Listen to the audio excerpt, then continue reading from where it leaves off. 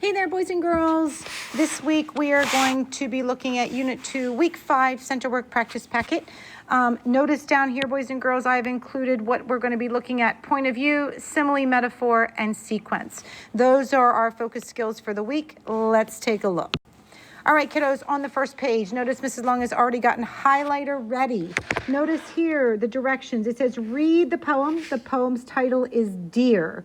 Check your understanding as you read by asking yourself how the speaker thinks and feels. Boys and girls, this has to do with our point of view, which we've been talking about before, and that you're going to be talking more about this week as well.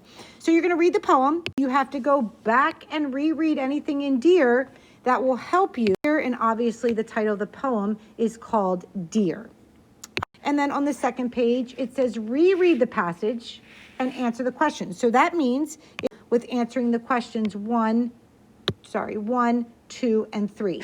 Now, in number 1, it says, for number 1, it tells you, or it asks you, what point of view is the poem told from? You're going to tell me, is it first person point of view, second person point of view, or third person point of view? Then after you answer number 1, it asks you, how do you know which point of view it's told from? So whatever you choose here is going to be the reason why you answer this question the way that you do. And then it says, what does the speaker think about the... Right, moving on. So kiddos, another focus that we have this week is going to be figurative language. Specifically, we're zoning in on similes and metaphors, but you're also going to get exposed to some different types of figurative language. Now remember, a simile compares two things using like or as. So if you look over here, guys, you'll see as sweet as old as big as, okay? So if you look here, it obviously gives you the key word as. Now, let's take a look. Let me grab my pen here. Let's take a look, if you will, at number 1. We'll do 1 and 2 together. So it says as sweet as. Well, when I think about something that is sweet, I think about sugar being very sweet. So I'm going to choose letter F for that, and then I'm going to cross out letter F once I use it. Then it says as old as. Well, when I think about something that is old, I think about, okay, well, I usually think about a person, and this might be a little tricky for you because one of the things that is kind of an older saying, they say you're as old as the hills, and that is going to be letter J. So we're going to cross out letter J. You're going to continue on this page to number 12, and here's your choices, and you're going to use your simile guidelines to help you. Right, next page, kiddos. Along with figurative language, we are going to talk about the metaphor family.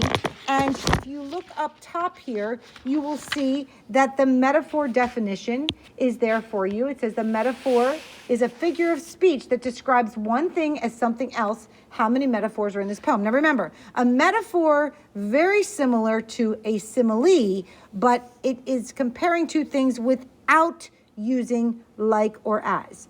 So let me go ahead and read the metaphor family to you. The metaphor family by Lila Pluta.